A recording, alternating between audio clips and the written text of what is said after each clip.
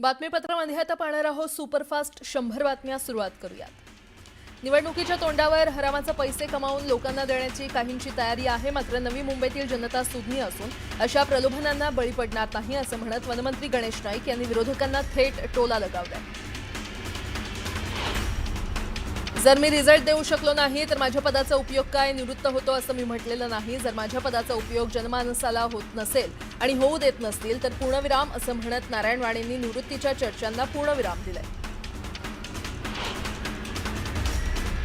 नांदेड महापालिका निवडणुकीच्या निमित्तानं शिवसेनेच्या आमदारांमधील बेबनाव चव्हाट्यावर आलेला आहे। स्थानिक आमदारांना तिकीट नाकारलेल्या उमेदवाराच्या प्रचारासाठी चक्क शिवसेनेच्या 2 आमदारांनी उपस्थिती लावली। शिवसेनेचा अधिकृत उमेदवार असताना 2 आमदारांची बंडखोराला साथ दिल्यानं जोरदार चर्चा सुरू झाली आहे।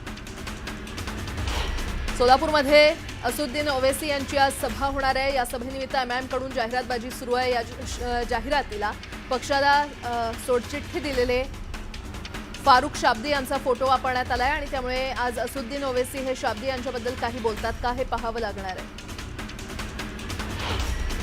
नागपूरमध्ये काँग्रेस भाजपच्या अनेक उमेदवारांकडून प्रचारात रिपाई पक्षाच्या अधिकृत ध्वजाचा वापर केला जातोय। रिपाईनं निवडणूक विभागाकडे संबंधितांविरोधात आचारसंहिता भंगाची लेखी तक्रार केली आहे। नागपुरात रिपाईकडून कोणत्याही पक्षासोबत आघाडी आणि युती करण्यात आलेली नाही आणि त्यामुळे अधिकृत ध्वज वापरण्यावर आक्षेप घेण्यात आलाय।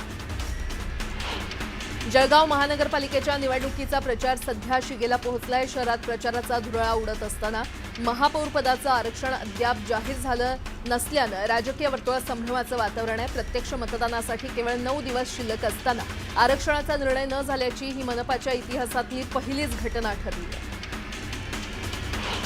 धाराशिव जिल्हा परिषद निवडणुकीसाठी केवळ भारतीय जनता पार्टी नाही तर उद्धव ठाकरे गट, शरद पवारांची राष्ट्रवादी, अजित पवारांची राष्ट्रवादी या सगळ्याच पक्षांसोबत युतीची चर्चा करण्यास तयार आहे। चर्चेची दारं उघडी ठेवली असल्याचं वक्तव्य शिवसेना आमदार तानाजी सावंत यांनी केलंय। सावंत यांच्या या वक्तव्यामुळे नव्या राजकीय युतीची चर्चा सुरू झाली आहे। मालेगाव महापालिका निवडणुकीत एमआयएमनं 57 उमेदवार उभे केले। त्यांच्या प्रचारार्थ माजी खासदार इम्तियाज जलील यांच्या सभेचं आयोजन करण्यात आलं होतं। यावेळी त्यांनी शहराच्या विकासासाठी एमआयएमच्या उमेदवारांना निवडून देण्याचं आवाहन केलं। अजित पवार शरद पवारांचे झाले नाही तर तुमचे काय होणार, 75,000 कोटींच्या घोटाळ्याबद्दल सांगतायत। त्यांच्या जागी कोणी मुस्लिम असता तर 75 वर्ष तुरुंगात राहिला असता असं म्हणत असुद्दीन ओवैसींनी जोरदार निशाणा साधला। तर अशोक चव्हाण तुम्हाला भाजपनं काय दिलं, चहातल्या माशीसारखं बाजूला केल्याचा टोला लगावलाय। बाळासाहेब गेल्यानंतर ठाकरे ब्रँड संपल्याचं नितेश राणे यांनी म्हटलंय, तर ठाकरेंनी हिंदुत्व सोडल्यापासून ठाकरे ब्रँड संपवायला सुरुवात केल्याची टीका नितेश राणे यांनी केली। मुंबई ठाकरेंच्या शिवसेनेकडून जोरदार प्रचार करण्यात येतोय। उद्धव ठाकरेंसह आदित्य ठाकरेंनी मुंबईतील विविध शाखांना भेट देत उमेदवारांचा प्रचार केलाय। देवाभाऊंच्या माध्यमातून विकसित मराठवाडा, विकसित नांदेड करणार असल्याचं अशोक चव्हाण यांनी म्हटलंय, तर मी बोलणारा नाही, मी करून दाखवतो असंही चव्हाण म्हटलंय। भाजप विरोधात बंडखोर उभे झाल्याचं वक्तव्य रवींद्र चव्हाण यांनी केलंय, तर बंडखोरांनी भाजपला पाठिंबा देण्याची विनंती यावेळी चव्हाणांनी केली। अहिल्यानगरमध्ये उमेदवारीमुळे भाजपमध्ये अंतर्गत नाराजी असल्याचं समोर आलंय, तर भाजपमधील कार्यकर्त्यांची नाराजी दूर करणार असल्याचं विखे पाटलांनी म्हटलंय। ठाण्यामध्ये शिवसेनेच्या उमेदवारांसाठी उपमुख्यमंत्री शिंदेंनी प्रचाराला जोरदार सुरुवात केली आहे। यावेळी शिंदेंनी रोड शो करत उमेदवारांना मतदान करण्याचं आवाहन केलं। सुजात आंबेडकर यांनी केलेल्या दाव्यानंतर खासदार प्रणिती शिंदेंनी उत्तर दिलंय। जनमानसात संभ्रम निर्माण करणारं वक्तव्य विरोधकांना मदत करतात याचं भान मित्रपक्षानं ठेवण्याचं त्यांनी आवाहन केलं। मोहिनी नाईक यांनी नगराध्यक्षपदाचा पदभार स्वीकारला। राज्यमंत्री इंद्रनील नाईकांच्या उपस्थितीत त्यांनी पदभार स्वीकारला। यावेळी मोठ्या संख्येनं कार्यकर्ते उपस्थित होते। बोरिवली वॉर्ड क्रमांक 17 मधून भाजप उमेदवार डॉक्टर शिल्पा सांगोरे यांनी प्रचाराला जोरदार सुरुवात केली आहे। प्रचारावेळी नागरिकांनी त्यांचं ढोल ताशांच्या गजरात स्वागत केलं। दरम्यान त्यांनी मतदारांशी संवादही साधला। मालाडमध्ये वॉर्ड क्रमांक 46 इथून शिवसेना मनसे उमेदवार स्नेहिता डेहलीकरांनी प्रचाराला जोरदार सुरुवात केली आहे। यावेळी मालाड कोळी गावात कोळी बांधवांनी उत्साहात स्वागत केलं। दरम्यान काढण्यात आलेल्या रॅलीमध्ये मोठ्या संख्येनं कार्यकर्ते उपस्थित होते। विधान परिषदेचे सभापती राम शिंदे यांनी तांबेंची भेट घेतली। यावेळी महायुतीच्या उमेदवाराचा पराभव करणाऱ्या नगराध्यक्षा मैथिली तांबे यांनी त्यांचं स्वागत केलं। यामुळे तांबे भाजपमध्ये जाणार असल्याच्या चर्चांना उधाण आलं।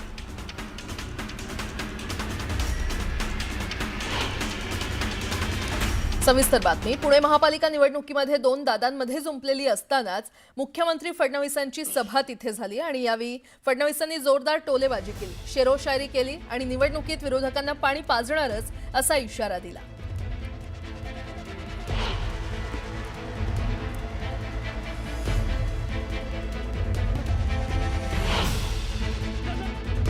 खरं म्हणजे पुण्याची निवडणूक हळूहळू गरम होते। ते दादा बोलतायत, हे दादा बोलतायत, अण्णा बोलतायत। आता जरा निवडणुकीला रंग भरतोय। पण खरं तर मी असं म्हणेन की चर्चा ही जेवढी मागे जाईल तेवढा या ठिकाणी अनेकांना आपण काय केलं हे सांगावं लागेल आणि मग त्यातनं अनेक अडचणी निर्माण होतील। पण मी या निवडणुकीत ठरवलंय, मुंबईमध्ये मला थोडंसं बोलावंच लागतं, कारण उत्तर दिलं नाही तर लोकांना आपण दुर्बल वाटतो। पण बाकी माझा निवडणुकीचा फोकस हा पूर्ण विकासावर आहे। कारण आपलं एक तत्व आहे, शरीफ है हम किसी से लड़ते नहीं, शरीफ है हम किसी से लड़ते नहीं, वरना जमाना जानता है हम किसी के बाप से डरते नहीं।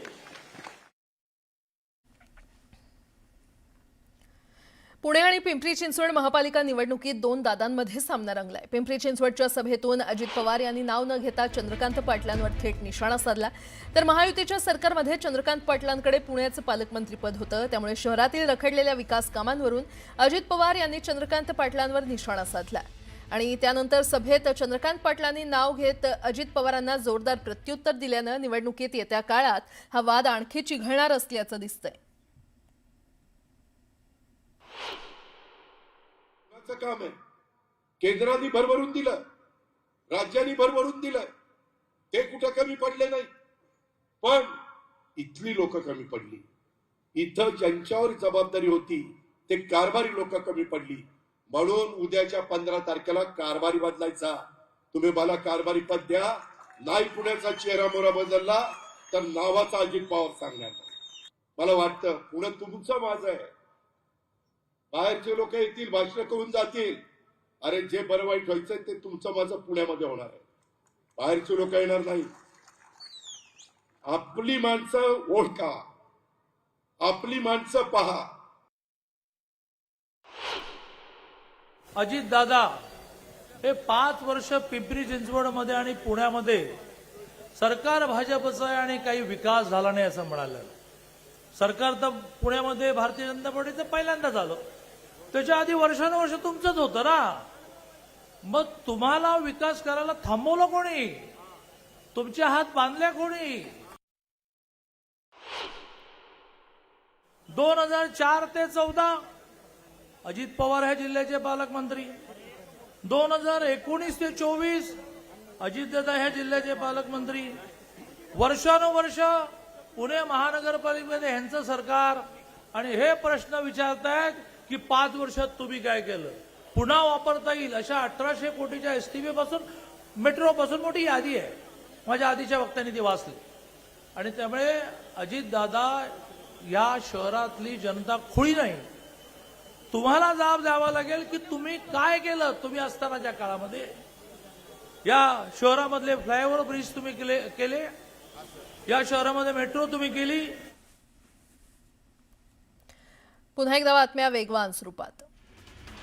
नालासोपाऱ्यामध्ये बजरंग नगरातील जुनी इमारत जमीनदोस्त करताना 4था मजला बाजूला कलंडला। सुदैवानं यामध्ये कोणतीही जीवितहानी झाली नाही। सुरक्षेची कोणतीही काळजी न घेता इमारत पाडत असल्यामुळे सुरक्षेचा प्रश्न ऐरणीवर आलाय। चोपडा तालुक्यामध्ये यावर्षी टोमॅटोची आवक कमी असल्यानं टोमॅटोला मार्केटमध्ये चांगला भाव मिळतोय, त्यामुळे टोमॅटो उत्पादक शेतकरी समाधानी आहेत। पालघरच्या वाडा तालुक्यातील पोशेरी येथील मेडिकल कॉलेजमध्ये विद्यार्थिनीची रॅगिंग केल्याचा आरोप करण्यात आलाय। आयडियल इन्स्टिट्यूट ऑफ टेक्नॉलॉजी या कॉलेजमध्ये रात्रीच्या सुमारास काही मुस्लिम विद्यार्थिनींनी हिंदू विद्यार्थिनीला नमाज पठण करण्यास लावल्याचा बजरंग दलानं आरोप केलाय। श्रीवर्धनच्या बागमांडला समुद्र किनाऱ्यांवर पहिल्यांदाच नर जातीचं ग्रीन सी टर्टल कासव आढळलेलं आहे। पाण्याला ओहोटी लागल्यामुळे ते किनाऱ्यावर वाहून आले असावे असा अंदाज व्यक्त होतो। बीडच्या अंथरवन पिंपरी आश्रमशाळेमध्ये विद्यार्थिनींनी सामूहिक बालविवाह मुक्तीची शपथ घेतली आणि यावेळी त्यांनी बालविवाह रोखण्यासंदर्भात सामाजिक संदेश दिला। मेहकर तालुक्यात चोरट्यांनी धुमाकूळ घातलाय। चोरट्यांवर पोलिसांचा वचक नसल्यानं शेतकऱ्यांनी पोलीस स्टेशनवर मोर्चा काढला। गेल्या अनेक दिवसांपासून शेतीच्या अवजारांची चोरी आणि शेती पिकांची नासधूस केली जाते। हिंगोलीच्या पान कनेरगावमध्ये राष्ट्रीय महामार्गावर गावकऱ्यांनी रास्ता रोको आंदोलन केलं। या गावाला असलेल्या प्रशासनाकडून सौर ऊर्जा प्रकल्प होणार आहे, मात्र या प्रकल्पाला गायरान जमीन देण्यास गावकऱ्यांनी विरोध दर्शवला। बदलापूरजवळील चंदेरी गडावर ट्रेकिंगसाठी गेलेल्या 2 गिर्यारोहकांचा पाय घसरून ते दरीत कोसळल्याची घटना घडली आहे। 3 दिवसात 2 गिर्यारोहक गडावरून खाली कोसळले। यात रोहित गुप्ता या गिर्यारोहकाचा मृत्यू झालाय। रोहित हा टिटवाळाचा रहिवासी आहे। रोहित हा चंदेरी गडावर ट्रेकिंगसाठी गेला होता। मुसळ अमृत योजना पाणी टाकीचं काम 3 महिन्यांपासून थांबवण्यात आलंय, त्यामुळे भाजपच्या नवनिर्वाचित नगरसेवकांमध्ये तीव्र नाराजी आहे। यावेळी त्यांनी मुख्याधिकाऱ्यांना घेराव घालत 2 दिवसाचं अल्टिमेटम दिलंय।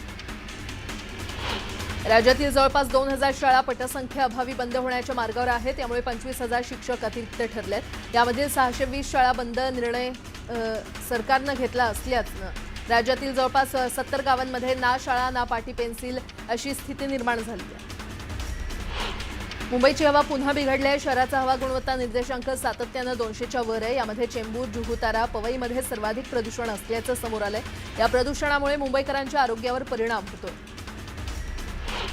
कांदिवली ते बोरिवली दरम्यान 6वी मार्गिका उभारणीचं काम सुरू आहे आणि ही मार्गिका जलद मार्गिकेला जोडण्यासह अन्य यांत्रिक कामं आज मंगळवारी मध्यरात्रीनंतर करण्यात येणार आहेत। यासाठी अप आणि डाऊन जलद मार्गावर ब्लॉक घेण्यात येणार आहे। ब्लॉक वेळेमध्ये मंगळवारी 93 लोकल फेऱ्या आणि बुधवारी 122 अशा एकूण 215 लोकल फेऱ्या रद्द राहणार आहेत। आता एक सविस्तर बातमी। मुंबई महापालिका निवडणुकीचा प्रचार हा शिगेला पोहोचलाय। शिवसेना उद्धव बाळासाहेब ठाकरे पक्षाचे नेते आदित्य ठाकरे यांनी न्यूज 18 लोकमतचे संपादक मंदार फणसे यांनी विशेष त्यांची मुलाखत घेतलेली आहे। या मुलाखतीत आदित्य ठाकरेंनी मुंबईच्या विकासाबाबतचं विजन मांडलं। याचवेळी बोलताना आदित्य ठाकरेंनी शिवसेना भाजपवर जोरदार निशाणा साधलाय। विरोधी पक्ष म्हणून तुम्ही काम करताय आणि मनसे तुमच्या सोबत आहे। तुम्हाला असं वाटतं की मुंबईमध्ये त्या अर्थाने तुम्ही खरंच विकास करू शकाल? कारण आधी म्हटलं गेलं बरं की तुमचीच सत्ता होती 25 वर्ष शिवसेना होती। नाही मंदारजी, मला एक सांगा, तुम्ही जेव्हा आता भाजपला विचाराल ना प्रश्न, एक माझ्या वतीने त्यांना 100% विचारा। पहिली गोष्ट म्हणजे जे तुम्ही सांगता की 25 वर्ष काहीच नाही झालं, 25 वर्षांमधून 20 वर्ष भाजप आमच्या सोबत होती। जेव्हा आम्ही 107 108 आकड्यांवर होतो तेव्हा भाजप 17 18 मॅक्सिमम 25 होती। तेव्हा पण भाजपनी उपमहापौर, इम्प्रूव्हमेंट कमिटी, BST कमिटी, शिक्षण समिती ह्या सगळी पद्धतीने त्यांनी उपभोगून मजा मस्ती करून झालेली। जर आम्ही काहीच नव्हतो करत तर तुम्ही आमच्यासोबत का होतात? आणि जर आम्ही काम केलं असेल तर तुम्ही आम्हाला शिव्या का देताय?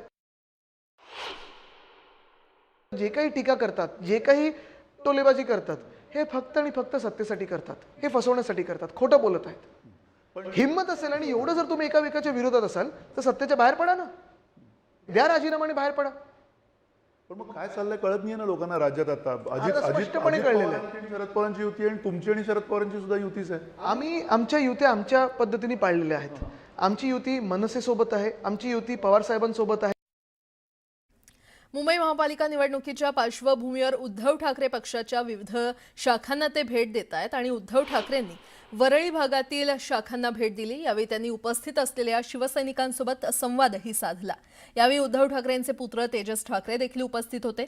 उद्धव ठाकरेंनी महाराष्ट्र नवनिर्माण सेनेच्या BDD मधील शाखांना भेट दिली, तर मुंबई महापालिका निवडणुकीच्या पार्श्वभूमीवर आदित्य ठाकरे हे शाखांना भेटी देत आहेत। धारावी, कुर्ला, चेंबूर या परिसरातल्या 11 शाखांना आदित्य ठाकरेंनी भेट दिली। या शाखांमधून पक्षाच्या स्थानिक उमेदवारांना बळ देण्याचा प्रयत्न आहे। धारावी मला वाटतं ह्या मुंबईच्या लढ्याचं केंद्रबिंदू आहेच।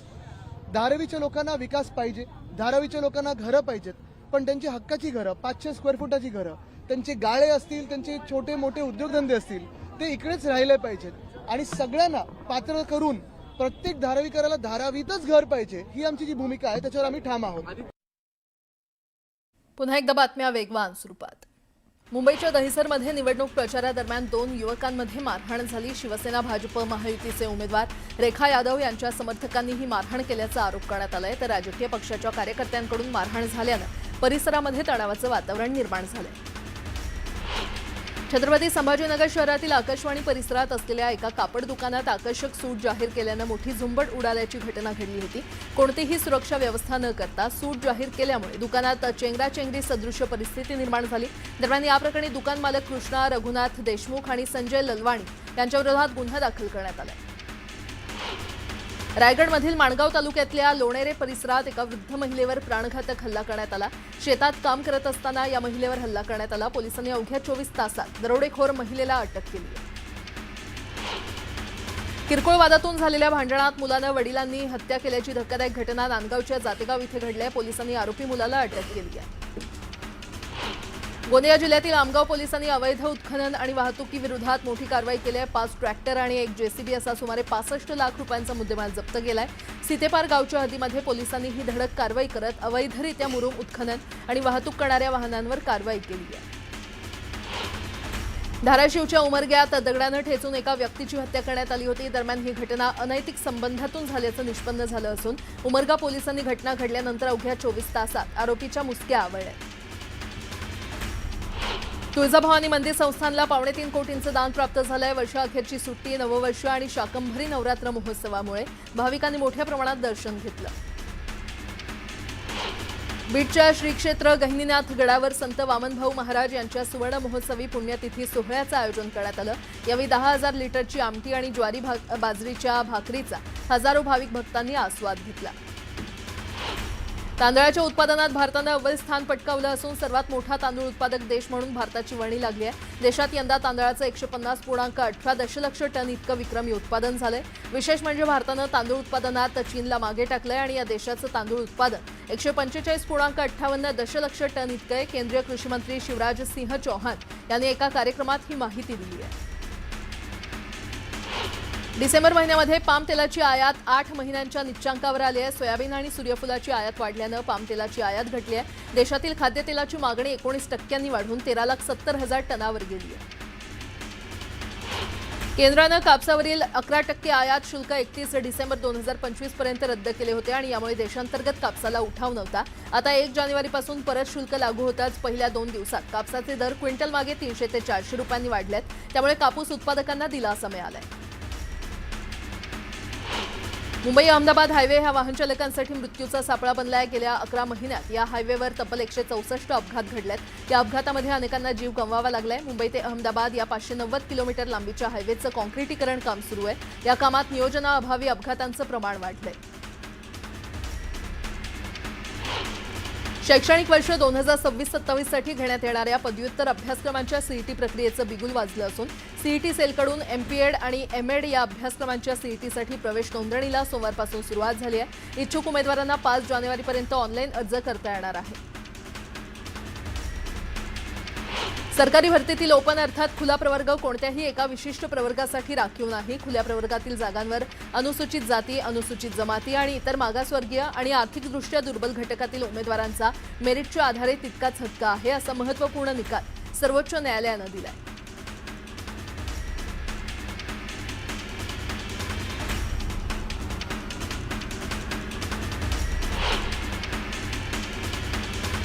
मुंबईत ऑक्टोबर ते फेब्रुवारी या कालावधीमध्ये हवेचं प्रदूषण वाढत असल्यामुळे पालिकेनं बांधकाम प्रकल्पांना प्रदूषण नियंत्रणाची 28 प्रकारची नियमावली जारी केली आहे. यानुसार पालिकेकडून प्रदूषणकारी प्रकल्पांवर नजर ठेवण्यासाठी विभागवार भरारी पथकांची नियुक्ती करण्यात आली आहे. यानुसार 1 डिसेंबरपासून आतापर्यंत करण्यात आलेल्या कारवाईत 557 बांधकामांना कारणे दाखवा नोटीस बजावण्यात आली असून 233 प्रदूषणकारी बांधकामं बंद करण्यात आली आहेत. चांदीच्या दरात 4,750 रुपयांची वाढ झाली आहे. चांदीचा दर 2,39,740 रुपयांवर जाऊन पोहोचलाय. सोन्याच्या दरात देखील 1,000 रुपयांची वाढ होऊन ते 1,36,200 रुपयांवर पोहोचले. दिवा सावंतवाडी एक्सप्रेसच्या वेळापत्रकात बदल करण्यात आला आहे. सुधारित वेळापत्रक 12 जानेवारीपासून लागू होणार आहे. वेळापत्रकात बदल केल्यानं प्रवाशांच्या वेळेत बचत होणार आहे. देशात सर्वात जास्त गृहनिर्माण प्रकल्प महाराष्ट्रात सुरू आहेत. 2025 मध्ये तब्बल 4282 प्रकल्पांना महारेरा नोंदणी क्रमांक मंजूर करण्यात आले. मुंबईमध्ये एकूण 690 प्रकल्प सुरू आहेत.